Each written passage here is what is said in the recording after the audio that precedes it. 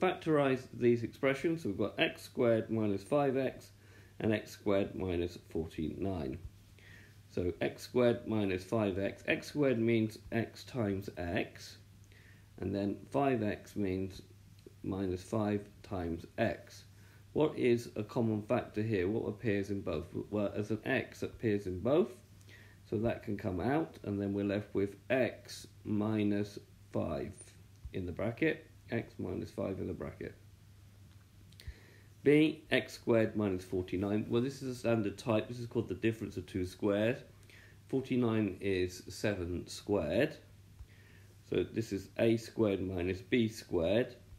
And when that factorises down to a plus b, a minus b. So that gives me x.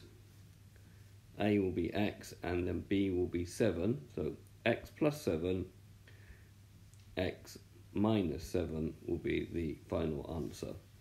So this has been a video to show how to factorise simple quadratic expressions. I hope you've understood, and I thank you very much for watching.